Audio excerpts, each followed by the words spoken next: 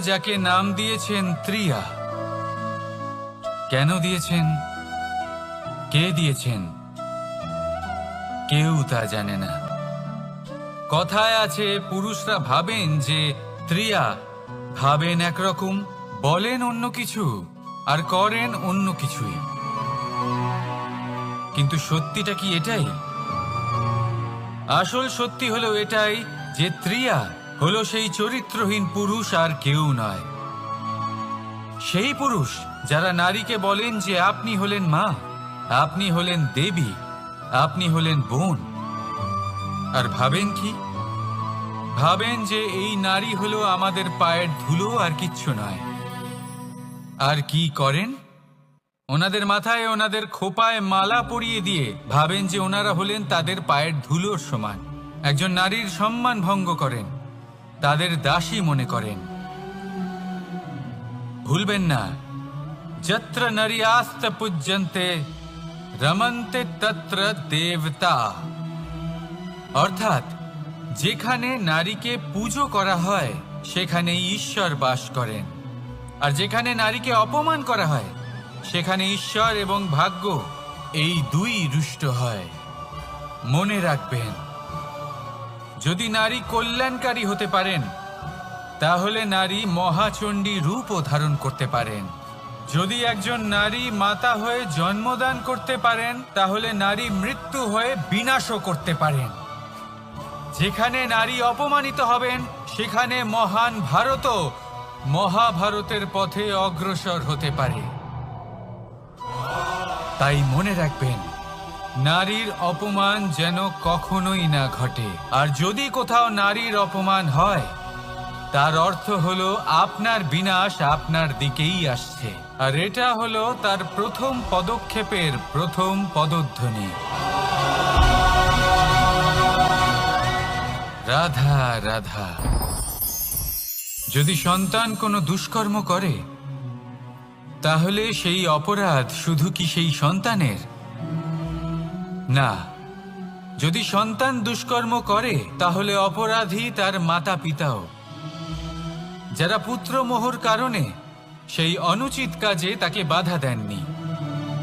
অপরাধী হলেন তার পিতামহ, যিনি নিজের কর্তব্যবোধের কারণে নিজের পরিবারের যত্ন নেননি, যিনি সন্তানকে কখনো শাস্তি দেননি। অপরাধী হলেন তার সেই গুরুও, যিনি নিজের শিষ্যের সেই দুষ্কর্ম দেখেও তাকে প্রতিহত করতে পারেননি।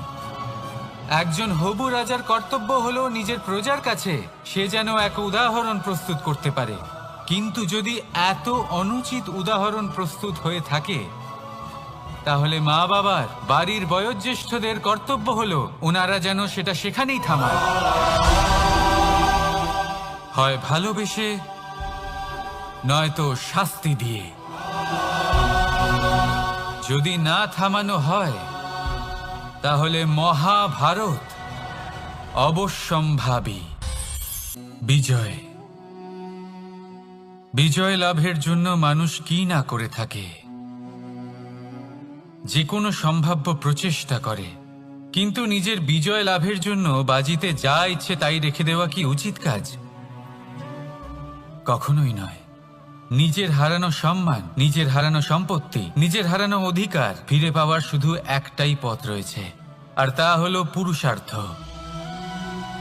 দ্রুতক্রিয়া নয়। যে মানুষ নিজেই হেরে গেছে, নিজেই নিজের জয়লাভ করার জন্য অন্য কাউকে কিভাবে বাজিতে রাখতে পারে? এ হলো সম্পূর্ণরূপে অনুচিত। অনেক সময় অনেক ধন লাভ করার জন্য, অনেক সম্পত্তি লাভ করার জন্য আমরা নিজের আসল ধন, আমাদের আপনজন, তাদেরকে হারিয়ে ফেলতেও প্রস্তুত হয়ে যাই। এটা একেবারেই উচিত নয়। যত বড়ই সংকট আসুক না কেন, আমাদের আপনজনদের আমাদের সাথেই রাখা উচিত। নিজের বিজয়ের জন্য ওনাদের বাজি রাখা ঠিক নয়। এই ভুল কেউ একজন করেছেন, আপনি তা ভুলেও করবেন না। রাধা রাধা। নারী, জন্মসূত্রে কারোর কন্যা, ধর্মসূত্রে কারোর পত্নী, আর কর্মসূত্রে কারোর মা। আমাদের মনে এই ছবি আঁকা রয়েছে একজন নারীকে নিয়ে, তাই না? একটা অতুলনীয় ভূমিকা রয়েছে নারীদের আমাদের জীবনে, আর নারী ছাড়া আমরা কিছুই নই। কিন্তু অধিকার, সেখানে আমরা একটা ভুল করে বসি। যখন নারী একজন কন্যা থাকে, যখন সে জন্ম নেয়, তখন তার ওপর অধিকার থাকে তার পিতার। আর তারপর যখন বিয়ে হয়ে যায়, তখন তার অস্তিত্বের ওপর অধিকার থাকে তার স্বামীর। আর যখন তিনি মা হন, তখন নিজেই তিনি জীবনের সমস্ত অধিকার দিয়ে দেন তার সন্তানকে। কিন্তু আমরা কি কখনো এটা ভেবেছি এই জীবন হলো তার নিজের? যে নারী সবার কল্যাণ করছেন, তার জীবনের অধিকারও তার কাছেই থাকা উচিত, তাই না? তার নিজের জীবনের সিদ্ধান্ত সে নিজেই নিতে পারেন, নিজেই নিজের ভাগ্যের রচয়িতা হতে পারেন। আর এর জন্য আমাদের নিজেদের পাল্টাতে হবে, দৃষ্টিভঙ্গি পাল্টাতে হবে। কারণ এই ধারণা সেটা আজ বা কালকের ব্যাপার নয়, এটা ঘটে চলেছে বহু বছর ধরে, আর চলতেই থাকবে যদি আমরা এটা না বদলাই। আর এটা তখনই সম্ভব হবে যখন আমরা নিজেদের মধ্যে পরিবর্তন আনব। তাই আজকের পর থেকে, এই মুহূর্ত থেকে, কোনো নারীর ওপর অকারণ অধিকার স্থাপনের আগে সহস্রবার ভেবে দেখবেন। কারণ যখন নারী নিজের অধিকার কেড়ে নিতে বাধ্য হবেন, তখন শুধু এবং শুধুমাত্র বিনাশই ঘটবে। রাধা রাধা। অনেক ব্যক্তির মনে একটা প্রশ্ন জাগে আমাকে আর রাধাকে নিয়ে। বলেন যে, না আমি আর রাধা একসাথে থাকি, না আমাদের বিয়ে হয়েছে, আমি এখানে দ্বারকাতে, ও ওখানে বর্ষনাতে, তাও এত ভালোবাসা কি করে? এ কেমন সম্পর্ক? আমি তাদের একটা সহজ কথা বলতে চাই। আপনি কখনো আয়নার দিকে দেখেছেন? নিজের দুই চোখের দিকে তাকিয়ে জিজ্ঞাসা করুন, এই দুই চোখ একসাথে কেন বন্ধ হয়, একসাথে কেন খোলে, একসাথে কেন ঘুমোয়, একসাথে কেন কাঁদে? আজীবন কোনো এক মানুষের সাথে সম্পর্ক রাখা অবশ্যই সম্ভব, তাদের সাথে দেখা না করে। আমার আর রাধার ভালোবাসাও কিছুটা এরকমই, আর কিছুটা এরকমই হয় ভালোবাসা দুই নয়নের মতো, যারা কখনোই মিলিত হবে না, কিন্তু চিরকালের জন্য একসাথে জুড়ে থাকবে। এই অনুভূতি নিঃস্বার্থ হয়, আর এই নিঃস্বার্থ ভালোবাসা আপনাকে আনন্দের পথে অগ্রসর করে। জীবনে সবসময় নিঃস্বার্থভাবে ভালোবাসুন, শুধুমাত্র আনন্দই পাবেন। তাহলে আসুন আমার সাথে নিঃস্বার্থভাবে ভালোবেসে বলুন, রাধা রাধা। মানুষ, কোনো ব্যক্তির নির্মাণ হয় কিভাবে?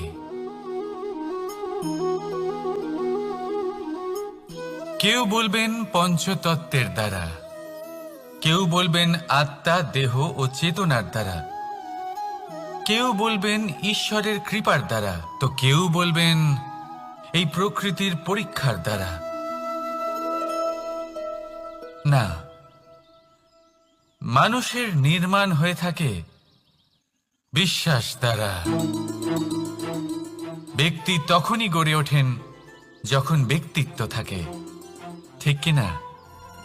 আর ব্যক্তিত্ব তখনই হবে, আর সেরকমই হবে যেরকম বিশ্বাস আপনি নিজের উপরে রাখবেন। যদি আপনি মনে করেন আপনি বিষের ন্যায় হবেন, তাহলে আপনি বিষাক্তই হবেন। যদি আপনি এটা মনে করেন যে আপনি অমৃতের ন্যায় হবেন, তাহলে আপনি অমরই হয়ে যাবেন। যদি আপনি নিজের উপরে বিশ্বাস রাখেন যে আপনি সংসারের সব থেকে উঁচু পর্বতের শিখরে পৌঁছতে পারবেন, তাহলে আপনি অবশ্যই পৌঁছবেন। যদি আপনার এরকম মনে হয় যে আপনি এরকম কখনো করতে পারবেন না, তাহলে এরকম কখনোই হবে না। ভেবে দেখবেন, বিশ্বাসের মধ্যেই বিশ্ব বাস করে থাকে, তো আপনার অস্তিত্ব কেন করবে না? যেমন বিশ্বাস আপনি নিজের উপরে রাখবেন তেমনই আপনি হয়ে উঠবেন। সেই জন্য নিজের উপরে বিশ্বাস রাখুন। আর হ্যাঁ, ভালোবেসে বলুন রাধা রাধা। শত্রুতা, একজন মানুষ অন্য মানুষের সাথে শত্রুতা করে বসেন। দুজন ঘনিষ্ঠ বন্ধু, এমনও এক সময় আসতে পারে যখন এনারা একে অপরের শত্রু হয়ে ওঠেন। এর অনেকগুলো কারণ হতে পারে, কিন্তু মূল কারণ হলো আলোচনা। আগে হ্যাঁ, আপনি যদি কারোর বিষয়ে আলোচনা করেন তাহলে সে আপনার শত্রু হয়ে যেতে পারে। এবার মনে একটা প্রশ্ন আসতে পারে যে এটা কিভাবে সম্ভব হতে পারে? আলোচনা, এটা তো অত্যন্ত জরুরি। যদি আমি নিজের বন্ধুর খারাপ কাজের বিষয়ে আলোচনাই না করি তাহলে সে শুধরবে কি করে? এ কথা সত্যি যে আলোচনা আবশ্যক, কিন্তু তার থেকেও বেশি গুরুত্বপূর্ণ এবং আবশ্যক হলো আপনার এই সিদ্ধান্ত এটাই যে আপনার এই আলোচনা কোন স্থানে করবেন। যদি এটা সবার সামনে করবেন ভাবেন, তাহলে তা অপমানও হয়ে যেতে পারে। যদি এটা আলাদাভাবে করেন তাহলে তা পরামর্শ হয়ে যায়। অপমান কেউ স্বীকার করতে পারেন না, কিন্তু পরামর্শ সকলের ভালো লাগে। তাহলে যদি আপন কারোর জন্য ভালো কিছু চান, কাউকে শুধরে দিতে চান, আর আপনার মনে হয় আলোচনা আবশ্যক, তাহলে সর্বপ্রথম সময়, পরিস্থিতি আর স্থানের কথা মনে রাখবেন। নয়তো এই আলোচনা আপনাকে খুব ভোগাতে পারে। তাহলে আসুন আমার সাথে ভালোবেসে বলুন রাধা রাধা। আপনার জীবনেও কি সমস্যা রয়েছে? অবশ্যই থাকবে। প্রত্যেকের জীবনেই সমস্যা থাকে। প্রত্যেক মানুষ জিজ্ঞাসাও করেন যে এই সমস্যা আসলে কি আর কেন আসে এ জীবনে। আপনাকে একটা কথা বলে দিই যে সমস্যা আসলে সেটা নয় যা আপনার পথে বাধা সৃষ্টি করে, বরং সমস্যা হলো সেটাই যেটা আপনি তখন দেখতে পান যখন আপনার একাগ্রতা আপনার পথ থেকে, আপনার লক্ষ্য থেকে সরে যেতে থাকে। আর এই সমস্যাগুলি দূর করার জন্য, এর সমাধান করার জন্য একটাই পথ আছে। নিজের সমস্ত ভাবনা আরো একবার একাগ্র করুন নিজের পথের দিকে, নিজের লক্ষ্যের দিকে। আপনার সমস্ত ভাবনা যদি কেন্দ্রীভূত হয় নিজের লক্ষ্যে, তাহলে এই সমস্যা দূরে থাকবে। যদি এরকম না হয়, যদি আপনার মন একটু অন্যদিকে চলে যায়, তাহলে এই সমস্ত সমস্যা আবার সামনে চলে আসে আর বাড়তেও থাকে। দেখুন, যেখানে আপনার লক্ষ্য রয়েছে, বাণ যদি সেখানেই চালাতে হয়, তাহলে দৃষ্টি তো সেদিকেই রাখতে হবে। তবেই তো আপনি সেই লক্ষ্য ভেদ করতে পারবেন। সেই জন্য মনে রাখবেন, সর্বদা লক্ষ্য রাখবেন নিজের পথে, সেই পথেই সামনে এগোতে থাকুন নিজের লক্ষ্যের দিকে। আপনি যত সামনে এগোতে থাকবেন এই সমস্যা তত পিছিয়ে যাবে। তাহলে আসুন আমার সাথে ভালোবেসে বলুন রাধা রাধা। এই পাখিরা সত্যি খুব সুন্দর, আমার খুব ভালো লাগে। আপনি নিশ্চয়ই শুনে থাকবেন যে কিছু পাখির কাছে ডানা অবশ্যই থাকে, কিন্তু উড়তে পারে না। তারা চায় উঁচু আকাশে উড়ে বেড়াতে এবং মেঘেদের সাথে কথা বলতে, করতেই পারে না। এবার এই সংসারেও পাওয়া যায় ঘুড়িও। এদের মধ্যে না জীবন আছে, না প্রাণ আছে, আর না আছে ডানা, কিন্তু এরা আকাশের সাথে কথা বলে, হাওয়ার বেগের সাথে কথা বলে, আনন্দ করে, উৎফুল্ল হয়ে ওঠে। আকাশে জীবনের কিছু মুহূর্ত কাটায়। তার কারণ কি হতে পারে? কারণ হলো সুতো। এই সুতো যদি সঠিক হাতে থাকে, তাহলে এই কাগজের তৈরি ঘুড়িও আকাশের উচ্চতায় উড়ে বেড়াতে পারে। এবার এই সুতো আসলে কি? এই সুতো হলো আসলে ভালোবাসা। এই সুতো হলো আসলে বিশ্বাসের। আর এটা আপনি দিয়ে থাকেন তাদের হাতে যাদের আপনি বিশ্বাস করেন, যাদের আপনি নিজের সর্বস্ব দিয়ে দেন। ভেবে দেখুন, এই ভালোবাসা আর বিশ্বাসের সুতো আপনি যদি সঠিক মানুষের হাতে দিয়ে দেন, তাহলে আপনি অনেক উচ্চতায় উঠতে পারবেন, আকাশের উচ্চতায় উড়ে বেড়াতে পারবেন, মেঘের সাথে কথা বলতে পারবেন, পাখিদের মতো উঠতে পারবেন, যা ইচ্ছে তাই করতে পারবেন। শুধু এই মানুষ সঠিক হতে হবে, এমন একজন মানুষ যার মনে আপনার জন্য ভালোবাসা রয়েছে, এমন এক মানুষ যার মনে কোনো স্বার্থ নেই, যিনি পরোপকারী, এমন একজন ব্যক্তি যিনি আপনার অস্তিত্বকে বাইরে নিয়ে আসতে পারবেন, তাকে উজ্জ্বল করে তুলবেন। তাহলে ভালোবাসুন, আনন্দ করতে থাকুন, আর এই আনন্দ সহকারে বলুন, রাধা রাধা। আমরা সকলে এমন ব্যক্তির সাথে থাকতে চাই যারা খুব মিষ্টি কথা বলেন, যাদের ব্যবহার আমাদের ভালো লাগে, যারা দেখতে সুন্দর হন, যাদের আমরা পছন্দ করি। আর সবসময় এমন ব্যক্তির থেকে দূরে থাকতে চেষ্টা করি যাদেরকে আমরা পছন্দ করি না, যাদের কথা আমাদের খারাপ লাগে, যাদের কথা একটু কঠোর হয়। আমরা সবসময় চেষ্টা করি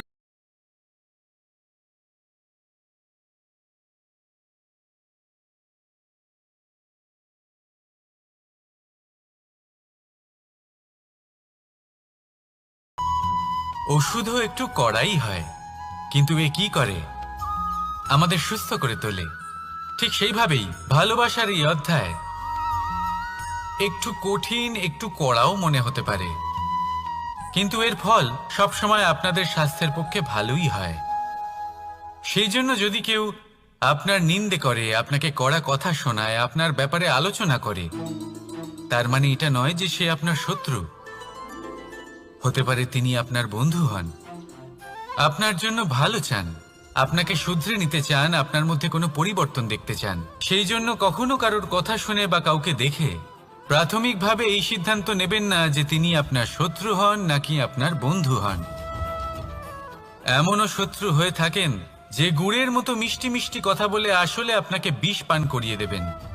আর এমনও বন্ধু থাকেন যারা আসলে নিমের মতো কড়া কথা বলেন, কিন্তু আপনাকে অমৃত পান করান। এদের মধ্যে পার্থক্য করতে জানতে হবে, কে আসলে শত্রু হন আবার কে আসলে মিত্র হন। এই পার্থক্য যখন আপনি করতে শিখবেন, তখন আপনি এই সংসারের সব থেকে সুখী প্রাণী হয়ে উঠবেন। এই পার্থক্য বোঝা সহজ নয়, কিন্তু অবশ্যই আবশ্যক। রাধা রাধা। অসুখ। এমন কোনো মানুষ আছেন এই সংসারে যার অসুখ করে না? প্রত্যেক মানুষ কখনো না কখনো অবশ্যই অসুস্থ হয়েছে, তার এই শরীর রোগের শিকার অবশ্যই হয়েছে। এবারে দেখুন, এই রোগ আসে আবার এই রোগ চলেও যায়, কিন্তু সেই রোগ আমাদের কষ্ট দিতে কেন সক্ষম হয়? কারণ হলো স্বচ্ছতা। যদি এই স্বচ্ছতা শরীরে না থাকে, তাহলে মানুষকে শারীরিক কষ্ট পেতেই হবে। ঠিক সেইভাবেই অত্যন্ত প্রয়োজনীয় হলো এই স্বচ্ছতা যেন মনেও থাকে। যদি এই স্বচ্ছতা মনে না থাকে, তাহলে মানুষ চারিত্রিকভাবে কষ্ট সহ্য করেন। এবারে নিবারণ কি হতে পারে? বড়ই সহজ এর উপশম। যদি রোগ শরীরে হয়, তাহলে সর্বপ্রথম স্বচ্ছতা বজায় রাখতে শিখুন, এই শরীরকে পরিষ্কার রাখতে শিখুন। বিচক্ষণতার সাথে এই রোগের সম্মুখীন হন, ভয় পাওয়ার কোনো দরকার নেই। ব্যায়াম করতে থাকুন, সব ঠিক হয়ে যাবে। সেইভাবেই যদি এই অসুখ মনে হয়, তাহলে কি করা যায়? সর্বপ্রথম তার আধারের উপরে নজর দিন। আপনার এই আধারই হলো আপনার আহার। যা আপনি আহার করবেন সেরকমই মানুষ হয়ে উঠবেন। সেইভাবেই আপনি যেরকম ভাবেন সেরকমই মানুষ হয়ে উঠবেন। সেই জন্য নিজের ভাবনাকে শুভ করুন, নিজের দৃষ্টিভঙ্গিকে শুভ করে তুলুন, সবকিছু সঠিক হবে। আপনার আমার সবার মধ্যেই এক রাক্ষস বাস করে, তার সম্মুখীন হন, তাকে পরাস্ত করুন। তাহলে এই রোগ সে শরীরেই হোক বা মনের মধ্যে, যদি সঠিক সময় তাকে আটকানো না যায়, তাহলে যে কোনো সময় তা মহামারীর রূপ ধারণ করবে। সেই জন্য সাবধানে থাকুন, সুস্থ থাকুন। তাহলে আসুন আমার সাথে ভালোবেসে বলুন, রাধা রাধা। বাজ পাখিকে পক্ষীরাজ বলা হয়, বাজের আয়ু হলো মোটামুটি 70 বছর। এবার 40 বছর হতে হতেই ওদের পালক লম্বা এবং ভঙ্গুর হয়ে যেতে থাকে, ঠোঁট বেঁকে যায়, ডানা ভারী হয়ে যায়, অর্থাৎ আগের মতো উড়তে পারে না, সেই শক্তি থাকে না। এবার সেই বাজ কি করবে? বাজ সব থেকে কঠিন নির্বাচন করে, নির্বাচন নিজের পুনর্স্থাপনার। সর্বপ্রথম একটা বিশাল পর্বতে যায়, একান্তে নিজের এক বাসস্থান তৈরি করে, আর তারপরে পাথরের সাথে নিজের ঠোঁট বারবার আঘাত করতে করতে সেই ঠোঁট ভেঙে ফেলে। তারপরে সে অপেক্ষা করে সেই ঠোঁট পুনর্নির্মাণ হওয়ার। তারপর সেটাই করে নিজের পালকের সাথে। তারপরে নিজের ডানা থেকে এক এক করে ভারী পালকগুলো ছিঁড়ে ফেলে দেয়। আর তারপর 150 দিনের এই যন্ত্রণা সহ্য করার পরে ও ফিরে পায় নিজের ওড়বার অনন্য ক্ষমতা, সেই শক্তি। আর তারপরে ও জীবনের পরবর্তী 30 বছর বাঁচে। কি বুঝলেন আপনি? যদি ইচ্ছে শক্তি থাকে তাহলে একজন দুর্বলও শক্তিশালী হতে পারে। আপনিও এটাই করুন, নিজের অতীতের যন্ত্রণার বোঝাগুলিকে ত্যাগ করুন আর কল্পনার খোলা আকাশে উন্মুক্ত হয়ে উড়ে বেড়ান। নিজের পুনর্স্থাপনা করুন, তবেই সর্বশ্রেষ্ঠ হতে পারবেন। আর মনে রাখবেন, এই ছোট ছোট পদক্ষেপই বড় বড় শিখরে পৌঁছে দিতে পারে। তাহলে আসুন আর আমার সাথে ভালোবেসে বলুন, রাধা রাধা। আপনি কি কখনো জলকে নিজের মুঠোতে ধরে রাখার চেষ্টা করেছেন? চলুন আজ করা যাক।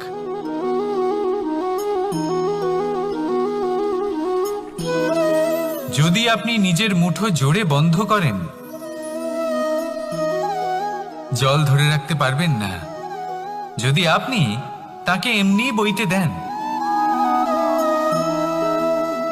তাহলে ও নিজের পথ নিজেই করে নেবে আর আপনার হাতেও থেকে যাবে। আমাদের জীবনও হলো কিছুটা এরকম, জলের মতো। নিজের পথ নিজেই করে নেয় এই জীবন। প্রত্যেক সমস্যার সমাধান নিজেই করে নেয় এই জীবন। তাই জীবনে যখন কোনো পরিস্থিতি আমাদের প্রতিকূল হয়ে থাকে, কিছুই হয়তো আমরা বুঝতে পারছি না, কিছুই যখন বসে থাকে না, তখন আমরা হতাশ হয়ে পড়ি, নিরাশ হয়ে পড়ি। আর এটাই করা উচিত নয়। শান্ত মনে দেখতে হবে যে এই জীবনে আসলে কি ঘটে চলেছে। কষ্ট সবাই ভোগ করেন। কষ্ট পেলে কেউ রেগে যান, রেগে গিয়ে পরাক্রম দেখান। এটাই তো করা উচিত নয়।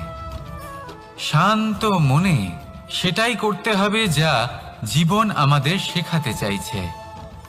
জীবন আমাদের সব শিখিয়ে দেবে, শুধু মনে রাখবেন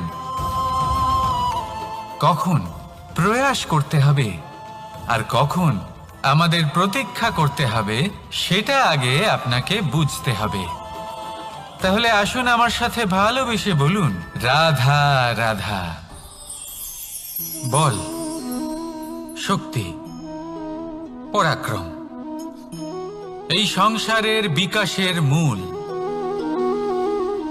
কিন্তু কখনো ভেবেছেন যে প্রকৃতি আমাদের এই বল, শক্তি, পরাক্রম কেন দিয়েছেন? যাতে আমরা জীবনে কারোর উদ্ধার করতে পারি, কাউকে সাহায্য করতে পারি, কারোর জন্য ভালো কিছু করতে পারি, কোনো গরিব অসহায় মানুষের জন্য কিছু করতে পারি। এই বল, এই শক্তির সদ্ব্যবহার করতে পারি। কখনো দেখেছেন এমন মানুষ যার কাছে অসীম শক্তি আছে, কিন্তু তার সাথেই অসম্ভব অহংকারও রয়েছে? যিনি নিজেকে সর্বশ্রেষ্ঠ বলে মনে করেন, খারাপ কাজও করেন। আপনি দেখবেন প্রকৃতি এবং মানুষ তাকে ভাঙতে সর্বদা চেষ্টা করেন। মনে রাখবেন, যতই সুবিশাল পর্বত হোক না কেন, তা যদি পথে পড়ে, তাকে ভেঙে পথ প্রশস্ত করা হয়। যদি আপনার কাছে বল থাকে, শক্তি থাকে, পরাক্রম থাকে, তাহলে তার সদ্ব্যবহার করুন। কাউকে সাহায্য করুন, কাউকে রক্ষা করুন। যদি আপনি আপনার শক্তির দুর্ব্যবহার করেন, তাহলে মনে রাখবেন আপনি নিজের বিনাশ নিজেই আমন্ত্রণ করছেন। এবার বল অর্জন করার পরে, শক্তি অর্জন করার পরে, আপনি নিজেকে বিনাশ করতে চান নাকি এই সংসারের উদ্ধার করতে চান? সিদ্ধান্ত আপনার। রাধা রাধা। মানুষ আর ধন, এই দুইয়ের মধ্যে সম্পর্ক খুব ঘনিষ্ঠ। ধন হলো সেই শক্তি যার ব্যবহার মানুষ করে থাকে সাংসারিক বস্তু ক্রয় করার জন্য, নিজের জীবন যাপন করার জন্য। আর মানুষ হলো সেই শক্তি যারা ধনকে গুরুত্বপূর্ণ করে তোলেন। এবার একটা কথা বলি, ব্যবহার করা উচিত ধনকে আর ভালোবাসা উচিত মানুষকে। এটা বেশিরভাগ মানুষই বোঝেন না। মানুষ এখানেই সব থেকে বড় ভুল করে বসেন। তারা ভালোবাসেন ধনকে আর ব্যবহার করেন মানুষকে। এ হলো অনুচিত। দেখুন, আপনি একটা সূচের দ্বারা যুদ্ধ করতে পারবেন না, আর কোনো তলোয়ার দ্বারা বস্ত্র সেলাই করতে পারবেন না, তাই না? কোনটা কিসের জন্য হয় সেটা বোঝা অত্যন্ত জরুরি। আপনিও সঠিক দিকে অগ্রসর হন। মানুষকে ভালোবাসুন আর ধনকে ব্যবহার করুন। যদি আপনি মানুষকে ব্যবহার করেন তাহলে আপনি ভালোবেসে ফেলবেন ধনকে, আর এই ভালোবাসা ধীরে ধীরে পরিণত হবে লোভে, আর ধীরে ধীরে এটা আপনাকে বিনাশ করে দেবে। তাহলে সমস্ত মানুষকে ভালোবাসুন আর এইভাবে ভালোবেসে বলুন, রাধা রাধা। সাফল্য কে না চান? সাফল্য লাভ করার, শিখরে পৌঁছানোর আলাদাই একটা আনন্দ রয়েছে। আর আপনজনদেরও কে না চান? প্রত্যেক মানুষ চান যেন জীবনে তার কোনো আপনজন থাকে, যারা সবসময় তাদের সাথে থাকবে। কারণ আপনজনের সাথেই তো সাফল্যের আনন্দ সব থেকে বেশি পাওয়া যায়। কিন্তু আসলে কি হয়, অনেক সময় সাফল্যের খোঁজে সেই পথে চলতে চলতে আমরা আপনদের থেকে দূরে চলে যাই। না চাইতেও দূরে চলে যেতে হয়, ওনাদের সাথে সময় কাটাতে পারি না। আর আমরা ভুলে যাই যে সাফল্যের আসল আনন্দ আপনজনদের সাথেই পাওয়া যায়। সফল হওয়ার পরে আপনদের সাথে দেখা হলে তাদের চোখে আমাদের জন্য যে আবেগ থাকে, যে সম্মান, যে প্রেম থাকে, সেটাই হলো আসল পুরস্কার। আমরা সেই কথা ভুলে যাই এবং একা হয়ে পড়ি। বেশিরভাগ সময় এটাই হয়। বেশিরভাগ সময় সফল মানুষগুলি একা হয়ে যান। এবার আপনি কি চান?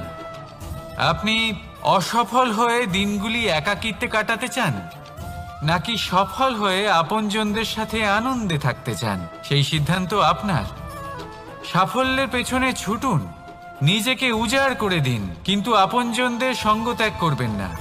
সেই আপনজন যারা আপনার সাফল্যের জন্য দায়ী, সেই আপনজন যিনি আপনার সাফল্যে আনন্দ পান, সুখ লাভ করেন, তাদের কখনো ত্যাগ করবেন না।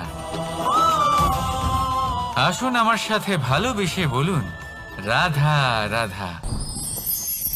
ভগবান আর ভক্ত যখন একাকার হয়ে যায়,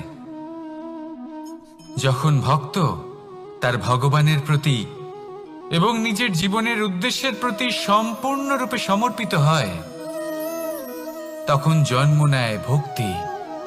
এই সংসারের সমস্ত আশা হয়তো আপনার সঙ্গ ত্যাগ করে দিতে পারে, তখনও ভক্তি সাথে থাকবে। ভক্ত আর ভগবান যখন একাকার হয়ে যায়, তাদের মধ্যে কোনো পার্থক্য থাকে না। তারা এক হয়ে যায়, এক ব্যক্তিত্ব, এক অস্তিত্ব। সেই জন্য কখনো জীবনে যে কোনো রূপেই, যে কোনো প্রকারেই, যে কোনো ঈশ্বরকে মান্য করুন। মনের মধ্যে শ্রদ্ধা ভাব জাগ্রত করুন, মনে ভক্তি ভাব জাগ্রত করুন। এই সমগ্র সংসারে সব কিছু আপনাকে ছেড়ে চলে গেলেও তখনও এই ভক্তি শুধুমাত্র আপনার উত্থান ঘটাবে। তাই মনে ভক্তি জাগ্রত করুন আর আমার সাথে ভালোবেসে বলুন, রাধা রাধা।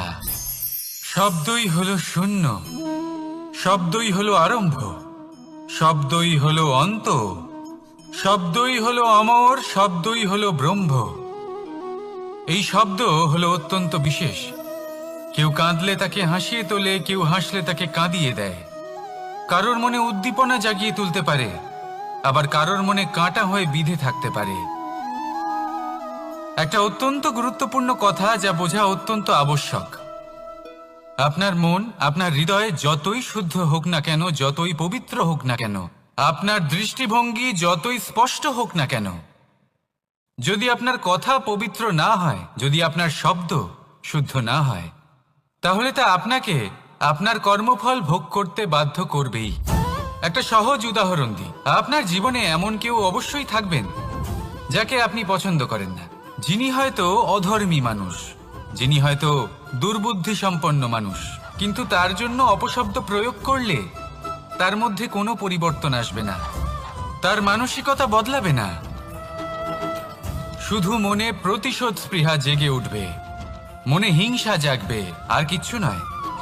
সেই জন্য নিজের শব্দকে নিয়ন্ত্রণ করুন, নিজের কথা সংযত করুন।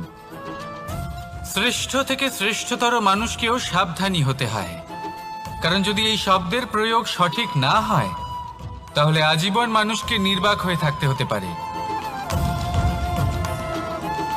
তাহলে নিজের শব্দ নিয়ন্ত্রিত রাখুন, নিজের কথাকে শুভ করুন, এতে প্রেমবোধ জাগিয়ে তুলুন, আর সেই প্রেমবোধ নিয়েই বলুন রাধা রাধা। বরদান এবং অভিশাপ, এই দুই হলো একই মুদ্রার দুটি পিঠ। এই বরদান আমরা অনেক কারণে পেতে পারি, কখনো নিজের পরিশ্রমের কারণে, কখনো নিজের তপস্যার কারণে, কখনো আমাদের পূর্বপুরুষদের কর্ম ও তপস্যার কারণে। কিন্তু এই বরদান কতক্ষণ বরদান থাকবে তা আমরা নিশ্চিত করতে পারি না, তা সুনিশ্চিত করে শুধুমাত্র আমাদের কর্ম। যদি আপনাকে উদাহরণ দিই, আপনি রেশমের কীট দেখেছেন? ও বরদান পেয়েছে যে ও নিজের সুরক্ষার জন্য খোলস বানাতে পারে। এবারও তাতে এত মত্ত হয়ে যায় যে এমন এক আবরণ বানিয়ে ফেলে যাতে সে নিজেই আবদ্ধ হয়ে চাপা পড়ে মরে যায়। এটার তাৎপর্য কি? তাৎপর্য খুবই সরল। গর্ব করা খুবই ভালো, কিন্তু অহংকার করা কখনোই উচিত নয়। যদি অহংকার মনের মধ্যে প্রবেশ করে তাহলে এই বরদান অভিশাপে পরিণত হতে সময় লাগে না। আর যদি কর্মশ্রেষ্ঠ হয় তাহলে অভিশাপ ও বরদানে পরিণত হয়। তাহলে আসুন শ্রেষ্ঠ কর্ম করুন আর আমার সাথে ভালোবেসে বলুন রাধা রাধা। সুখ, দুঃখ, মৃত্যু, মহামারী, এগুলো কখনো বলে আসে না, আবার জিজ্ঞাসা করেও আসে না। এমনই হয় দ্রুত ক্রীড়ার এই খেলায়। এক কারাগারের মতো, একটা মাকড়সার জালের মতো। যেমন একটা মাকড়সার জাল একটা পোকাকে নিজের দিকে আসতে আকর্ষিত করে নিজের চমকের দ্বারা, নিজের গঠন দ্বারা, সেরকমই দ্রুত ক্রীড়ার এই খেলা মানুষকে নিজের দিকে আসতে প্ররোচিত করে। শেষে গিয়ে মানুষ আটকা পড়ে। পার্থক্য শুধু এটাই, যখন এক পোকা এই জালে জড়িয়ে পড়ে তখন সে তার প্রাণ হারায়। মানুষ যখন এই দ্রুত ক্রীড়ায় আকর্ষিত হয় সে নিজের মান, নিজের ধন সব কিছু হারায়, নিজের বিবেক হারিয়ে ফেলে। কিন্তু আপনি আপনার বিবেক কখনোই হারাবেন না। যদি আপনার মনে লোভ চলে আসে আপনি লোভী হয়ে ওঠেন। যদি আপনি দ্রুত ক্রীড়ার এই খেলায় আটকা পড়েন তাহলে মনে রাখবেন এই খেলা থেকে ফিরে আসা প্রায় অসম্ভবই বলা যায়। নিজের বিবেক কখনো হারাতে দেবেন না, কারণ বিনাশ আসার প্রথম লক্ষণ হলো বিবেকের বোধ চলে যাওয়া। এই প্ররোচনায় কখনো পা দেবেন না। আর আমার সাথে ভালোবেসে বলুন রাধা রাধা। বিজয়, বিজয় লাভের জন্য মানুষ কি না করে থাকে, যে কোনো সম্ভাব্য প্রচেষ্টা করে। কিন্তু নিজের বিজয় লাভের জন্য বাজিতে যা ইচ্ছে তাই রেখে দেওয়া কি উচিত কাজ? কখনোই নয়। নিজের হারানো সম্মান, নিজের হারানো সম্পত্তি, নিজের হারানো অধিকার ফিরে পাওয়ার শুধু একটাই পথ রয়েছে, আর তা হলো পুরুষার্থ, দ্রুত ক্রীড়া নয়। যে মানুষ নিজেই হেরে গেছে, নিজেই নিজের জয়লাভ করার জন্য অন্য কাউকে কিভাবে বাজিতে রাখতে পারে? এ হলো সম্পূর্ণরূপে অনুচিত। অনেক সময় অনেক ধন লাভ করার জন্য, অনেক সম্পত্তি লাভ করার জন্য আমরা নিজের আসল ধন, আমাদের আপনজন, তাদেরকে হারিয়ে ফেলতেও প্রস্তুত হয়ে যাই। এটা একেবারেই উচিত নয়। যত বড়ই সংকট আসুক না কেন, আমাদের আপনজনদের আমাদের সাথেই রাখা উচিত। নিজের বিজয়ের জন্য ওনাদের বাজি রাখা ঠিক নয়। এই ভুল কেউ একজন করেছেন, আপনি তা ভুলেও করবেন না। রাধা রাধা। নারী জন্মসূত্রে কারোর কন্যা, ধর্মসূত্রে কারোর পত্নী, আর কর্মসূত্রে কারোর মা। আমাদের মনে এই ছবি আঁকা রয়েছে একজন নারীকে নিয়ে, তাই না? একটা অতুলনীয় ভূমিকা রয়েছে নারীদের আমাদের জীবনে, আর নারী ছাড়া আমরা কিছুই নই। কিন্তু অধিকার, সেখানে আমরা একটা ভুল করে বসি। যখন নারী একজন কন্যা থাকে, যখন সে জন্ম নেয়, তখন তার ওপর অধিকার থাকে তার পিতার। আর তারপর যখন বিয়ে হয়ে যায়, তখন তার অস্তিত্বের উপর অধিকার থাকে তার স্বামীর। আর যখন তিনি মা হন, তখন নিজেই তিনি জীবনের সমস্ত অধিকার দিয়ে দেন তার সন্তানকে। কিন্তু আমরা কি কখনো এটা ভেবেছি এই জীবন হলো তার নিজের? যে নারী সবার কল্যাণ করছেন, তার জীবনের অধিকারও তার কাছেই থাকা উচিত, তাই না? তার নিজের জীবনের সিদ্ধান্ত সে নিজেই নিতে পারেন, নিজেই নিজের ভাগ্যের রচয়িতা হতে পারেন। আর এর জন্য আমাদের নিজেদের পাল্টাতে হবে, দৃষ্টিভঙ্গি পাল্টাতে হবে। কারণ এই ধারণা সেটা আজ বা কালকের ব্যাপার নয়, এটা ঘটে চলেছে বহু বছর ধরে আর চলতেই থাকবে যদি আমরা এটা না বদলাই। আর এটা তখনই সম্ভব হবে যখন আমরা নিজেদের মধ্যে পরিবর্তন আনব।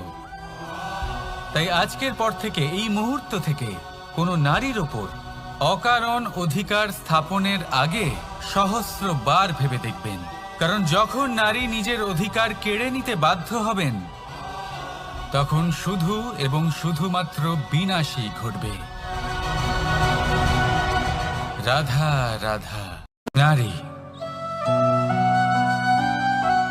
পুরুষরা যাকে নাম দিয়েছেন ত্রিয়া, কেন দিয়েছেন, কে দিয়েছেন, কেউ তা জানে না। কথায় আছে, পুরুষরা ভাবেন যে ত্রিয়া, ভাবেন একরকম, বলেন অন্য কিছু, আর করেন অন্য কিছুই। কিন্তু সত্যিটা কি এটাই? আসল সত্যি হলো এটাই যে ত্রিয়া হলো সেই চরিত্রহীন পুরুষ, আর কেউ নয়। সেই পুরুষ যারা নারীকে বলেন যে আপনি হলেন মা, আপনি হলেন দেবী, আপনি হলেন বোন। আর ভাবেন কি? ভাবেন যে এই নারী হলো আমাদের পায়ের ধুলো, আর কিচ্ছু নয়। আর কি করেন? ওনাদের মাথায়, ওনাদের খোপায় মালা পরিয়ে দিয়ে ভাবেন যে ওনারা হলেন তাদের পায়ের ধুলোর সমান। একজন নারীর সম্মান ভঙ্গ করেন, তাদের দাসী মনে করেন। ভুলবেন না, যত্র নারী আস্ত পূজ্যন্তে রমন্তে তত্র দেবতা।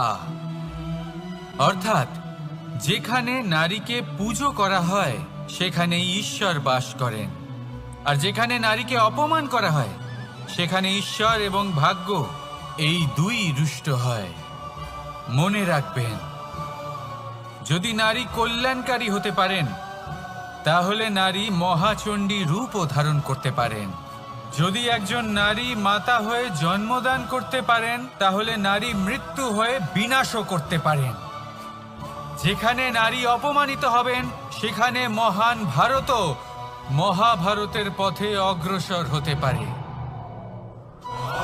তাই মনে রাখবেন, নারীর অপমান যেন কখনোই না ঘটে। আর যদি কোথাও নারীর অপমান হয়, তার অর্থ হলো আপনার বিনাশ আপনার দিকেই আসছে। আর এটা হলো তার প্রথম পদক্ষেপের প্রথম পদধ্বনি।